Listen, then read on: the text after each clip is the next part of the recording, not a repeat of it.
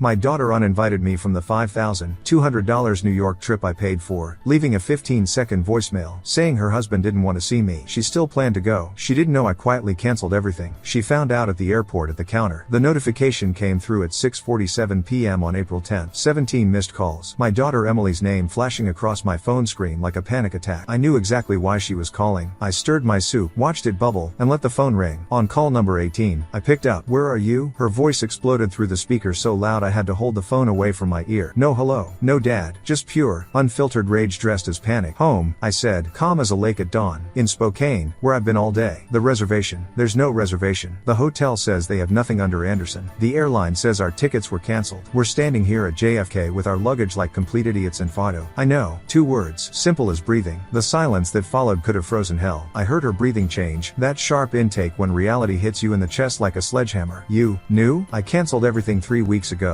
The morning after, you left me that voicemail." "Let me back up. I need to explain how a 6'8" widower ends up deliberately stranding his only child at an airport 2,800 miles from home. Because despite what Emily would later post on Facebook, this wasn't about revenge. It was about finally understanding that ATMs don't have feelings, but fathers do. 10 years ago, my wife Martha died of ovarian cancer, 3 months from diagnosis to funeral. Emily was 25 then, newly married to Michael, living in Seattle with their whole lives mapped out in Pinterest boards and 5-year plans. Martha's death shattered something in both of us, but we grieved differently. I grieved inward, joining grief support groups, taking up hobbies, trying to fill the Martha-shaped hole in my life. Emily grieved with her wallet open and my phone number on speed dial. Every crisis, real or manufactured, came with a price tag addressed to me. Car repairs, down payment for their house, Martha's life insurance, actually, but who's counting? Student loans she'd forgotten about. Each request arrived with the same script. "Dad, you know Mom would want you to help us." Would she though? Martha, who worked 2 jobs to pay her way through nursing school. Martha, who made Emily get a job at 16 to learn the value of money. That Martha would want me to bankroll my adult daughter's inability to budget? But grief makes you stupid. Makes you grasp for connection anywhere you can find it, even if that connection comes with a Venmo request. So I paid, and paid, and paid. January 15, 5 a.m. I'd been staring at my laptop screen for an hour, cursor blinking in the credit card field on Booking.com. 3 tickets to New York, round trip from Seattle, April 10th through 17th. The Grand Excelsior Hotel, Times Square, 7 nights, total $5,200. It was supposed to be a reconciliation trip. Emily had been hinting since Thanksgiving that Michael was warming up to me, that maybe we could all spend some real time together. Wouldn't it be amazing to see New York in the spring, Dad? The three of us, like a family, like what we used to be when Martha was alive and Emily still looked at me like I was a person instead of a pension fund. I typed in my credit card number, click confirm. The email arrived 30 seconds later. My phone rang before I could close the laptop. "Emily, that should have been my first warning. She never called this early unless she wanted something." "Dad, oh my God, you actually did it. I just got the notification." "Of course I did," I said, the coffee in my mug already going cold. "Told you I would. You're literally the best father ever. Michael and I were just talking about how we couldn't wait for this trip. We'll see shows, go to museums, all the touristy stuff." Her voice had that bright, artificial quality, like aspartame trying to pass for sugar. But there was something else too, an echo of the little girl who used to plan elaborate Father's Day surprises with construction paper and too much glitter. I let myself believe it was real. "Glad I could help, honey." The silence stretched like taffy. I heard her breathing change, that subtle shift when someone's about to ask for something they know they shouldn't. "Actually, Dad, there's one tiny thing." There it was. Michael mentioned we'll need extra for excursions and nice dinners. You know how expensive the city is. Could you maybe transfer another $1,500 just to be safe? My jaw clenched so hard I heard my dentist's voice warning about crown damage. "Emily, I've already paid for everything. Flights, hotel, that's the budget." Her sigh crackled through the speaker like static. "Fine. I guess we'll just make it work somehow." Click. No goodbye, no thank you. Just dead air and the familiar ache of being a wallet with a pulse. The next 2 months passed in the usual pattern. I paid their utility bill in February without being asked, saw the shutoff notice when I was visiting and just handled it like always. Covered Emily's car insurance in March when she texted me a single line, "Insurance due Tuesday." Not, "Can you help?"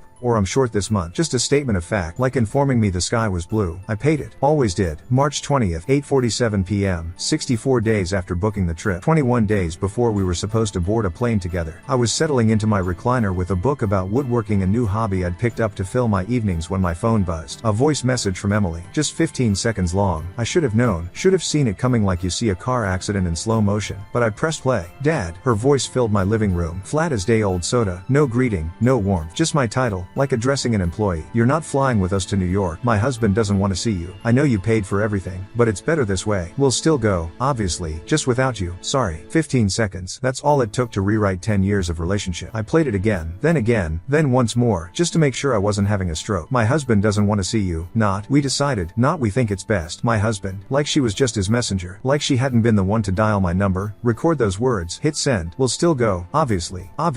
Of course they'd still take the trip. Why would my money have feelings? Sorry. Tacked on like a post-it note. An afterthought to an afterthought. My hands weren't shaking. That surprised me. They should have been shaking. Instead, they were steady as stone, holding my phone like evidence at a crime scene. Which, I suppose, it was. I sat in that chair until midnight, playing the message on loop, memorizing every syllable, every pause, every breath. Somewhere, around play number 30, something shifted in my chest. Not broke. Breaking suggests violence, sudden damage. This was quieter, like ice melting, like watching something you'd been holding together finally, gently, let go. March 21st, 6 a.m. I hadn't slept, didn't need to. Clarity is better than caffeine. I opened my laptop, pulled up the airline website. 3 tickets stared back at me. My cursor hovered over cancel reservation. I thought about calling her, explaining how much this hurt, asking if she understood what she'd done. But I'd spent 10 years explaining, asking, begging to be seen as more than a checkbook. This time, I'd let my actions speak. Click. Are you sure you want to cancel this reservation? Yes, I was sure. Cancellation confirmed. Refund of $5,000 minus $200 processing fee will be credited within 5 to 7 business days. Next, the hotel. I dialed their customer service line. A cheerful woman named Patricia answered on the second ring. Grand Excelsior Hotel. This is Patricia. How may I brighten your day? I need to cancel a reservation. Name's James Anderson. Checking in April 10th. Oh, I'm so sorry to hear that. Mr. Anderson, may I ask the reason for cancellation? Change of plans. I understand completely. Now, according to our policy, cancellations within 30 days incur a one-night room charge. That would be approximately $300. The remainder will be refunded to your original payment method. That's fine. Process it. All set. Mr. Anderson, is there anything else? I hung up, sat back in my desk chair. The sunrise was painting my office walls gold, and for the first time in months, I could breathe without weight on my chest. 21 days until April 10th. 21 days for Emily and Michael to pack their bags, arrange time off work, plan their itinerary. 21 days of anticipation that would end at a check-in counter with a confused airline employee saying those beautiful words. I'm sorry, but there's no reservation under that name. But I wasn't done, not even close. The thing about being treated like an ATM is that ATMs can be unplugged, and I had my fingers in more outlets than Emily probably remembered. March 22nd, 8 a.m. I made a list. Emily's car insurance, which I'd been paying since she got married. Their utilities, which somehow ended up on my credit card 2 years ago during a temporary rough patch. Her cell phone, still on my family plan from when she was in high school. Their internet service, her gym membership, our shared Netflix, Amazon Prime, Hulu, the roadside assistance I'd added her to, the storage unit they used for overflow, her Costco membership, tagged onto mine. Each call took less than 15 minutes. Each cancellation felt like removing a leech. I need to remove Emily Anderson Chen from my policy. Please transfer service to the account holder's name. Cancel immediately. By noon on March 22nd, I dismantled 10 years of financial support in under 3 hours. Emily's world would start crumbling in waves, some immediate, like Netflix, some in a few days when the cell phone bill cycled, some in a few weeks when the insurance lapsed. But she wouldn't know. Not yet. These were all autopay situations. She'd only notice when things stopped working, when bills started arriving with her name on them, when the safety net she'd taken for granted simply wasn't there. I screenshot everything. Email confirmations, policy changes, cancellation notices, created a folder on my desktop called Independence Day. The next 3 weeks passed in a strange bubble of calm. I took up those woodworking classes at the community center I'd been thinking about for years, started building a bookshelf, had coffee with Paul, an old work friend who'd been inviting me out for months. Normal life, except for the countdown timer in my head. April 3rd, 1 week to go. Emily texted me a photo of her packed suitcase. Can't wait for NYC. Thanks again, Dad. I hearted the message. Didn't respond otherwise. April 7th, 3 days out. Michael posted on Facebook, Manhattan bound. Thanks to the best father-in-law for making this happen. I saw it. Didn't react. 63 of their friends did,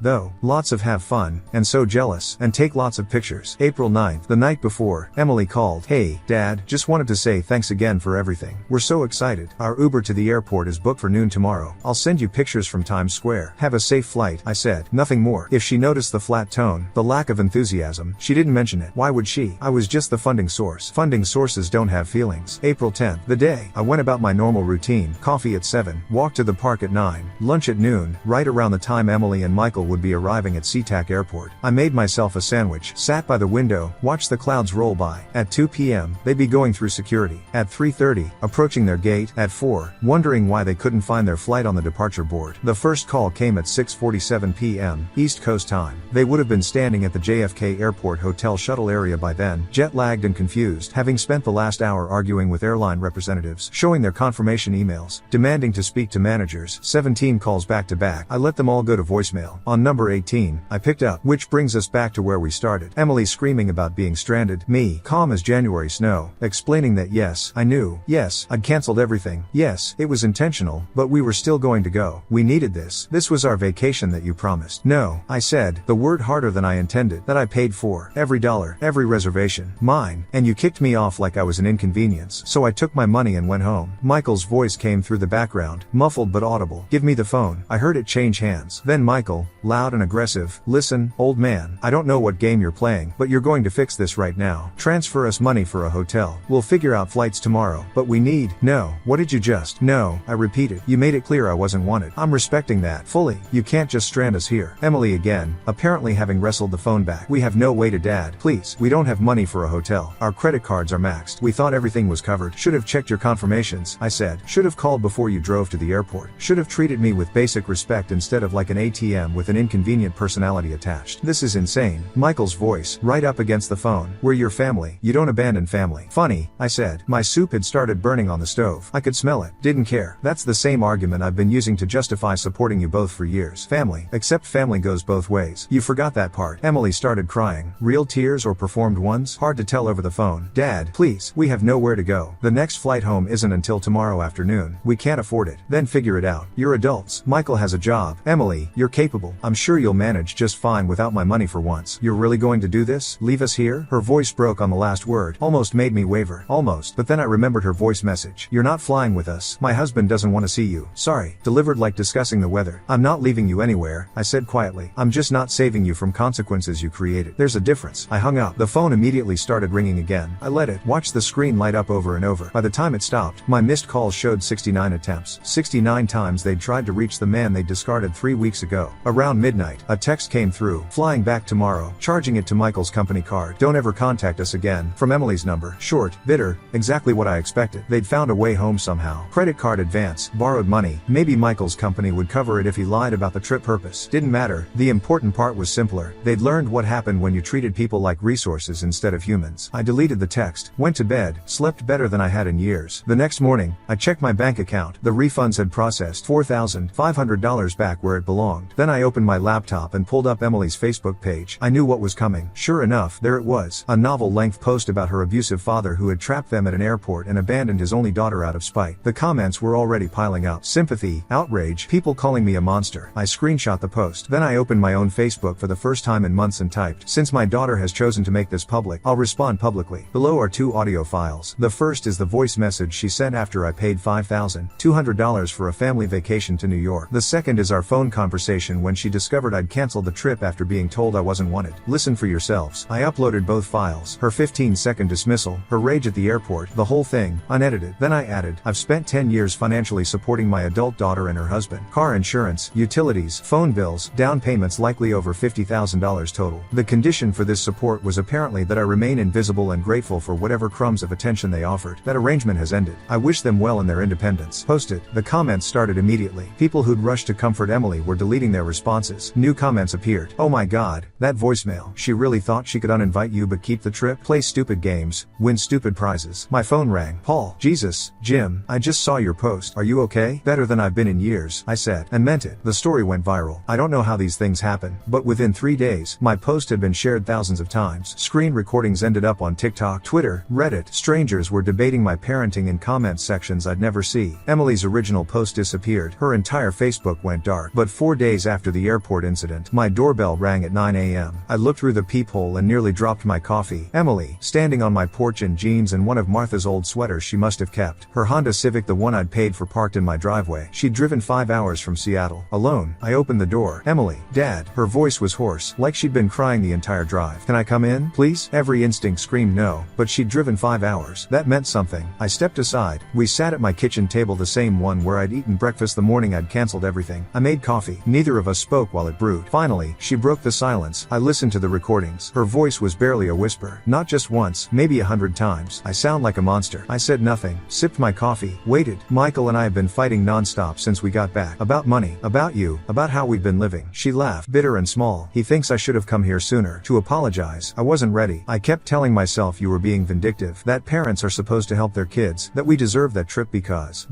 She stopped, shook her head. I can't even finish that sentence anymore. Because you're my daughter. I finished for her. And that should be enough. She flinched. Yeah, that. She met my eyes for the first time. Dad, I'm so sorry. For the voicemail. For the last 10 years. For treating you like a bank account instead of my father. For taking and giving nothing back except demands for more. The apology hung between us. I studied her face, looking for the manipulation. The setup for another request. Found nothing but exhaustion and what looked like genuine shame. I got a job, she said suddenly. Marketing coordinator at a startup. It barely pays anything, but it's mine. Michael's been picking up over time. We're figuring out how to pay our own bills. It's hard, really hard, but we're doing it. Good, I said simply. I'm not here to ask for money, she said quickly. I'm not here to ask for anything except maybe a chance to have a relationship, a real one, where I actually see you and talk to you and know you as a person and not just. She gestured vaguely. Not just someone who exists to solve my problems. I thought about that. About Martha. About what she'd want. Not the version of Martha that Emily had been invoking for years, the one who apparently wanted me to enable our daughter's dependence. The real Martha, who believed in tough love and second chances in equal measure. We can try, I said carefully, but slowly, and with boundaries, and absolutely no money changing hands. You want a father, not a sponsor? Then that's what you get. Just a father. That's all I want, she whispered. That's all I should have wanted from the beginning. We talked for another hour. About her job, about the woodworking classes I'd started, about everything except money or the years of transactions between us. When she left, we hugged, awkward at first, then real. She still smelled like the vanilla perfume Martha used to buy her. 3 months have passed since then. Emily calls every Sunday, actual calls, not texts asking for money. We talk about books, about her work, about the hiking trails she's been exploring now that she can't afford expensive entertainment. She sent me pictures of meals she's learned to cook instead of ordering takeout. Michael even got on the phone last week, stiff but trying, talking about a documentary he'd watched that he thought I'd like. They're struggling financially. I know because she tells me not to ask for help, but the way you'd tell a parent about any other part of your life. Their car needs new tires. They're selling things on Facebook Marketplace. Michael's been doing Uber driving on weekends. Normal young couple problems that normal young couples solve themselves. Last week, she sent me a photo from Pike Place Market. Her and Michael, holding coffee, genuine smiles instead of the performed ones from their Instagram posts. Cheap date day. The caption read, turns out the best things really are free. I'm building a second bookshelf now. This one's harder, more complex joints, requiring patience I didn't know I had. Sometimes Emily asks about it on our calls. I explain the process, the type of wood, the techniques I'm learning. She listens like it matters, like I matter. The money I saved from the canceled trip still sits in my account. I've thought about using it for a solo vacation, maybe to the Oregon coast, or maybe I'll save it for something else. Not for Emily, that bridge is permanently closed, but maybe, if things keep going the way they are, for something we could do together, as father and daughter, not as bank and customer. Martha would be proud, I think, not of the airport abandonment she would have called that petty, and she'd have been right, but of what came after, of Emily working, of me having boundaries, of both of us trying to build something real from the wreckage of a decade of transactions. My phone just buzzed. Emily, but it's not Sunday, our usual call day. I almost don't answer, old habits making me suspicious, but I pick up. Dad, I just wanted you to know I got promoted. It's small, but there's a raise. Michael and I did the math, and we can actually cover all our bills next month without juggling. I just wanted you to be the first to know. That's wonderful, sweetheart, I say, and mean it. I love you, Dad. I love you too. She hangs up. I sit in my workshop, surrounded by wood shavings and half-finished projects, and realize something. This is the first time in 10 years she's called with news that didn't come with a price tag. The first time she's wanted to share joy instead of extract payment. Maybe that's worth more than $5,200. Maybe that's worth everything.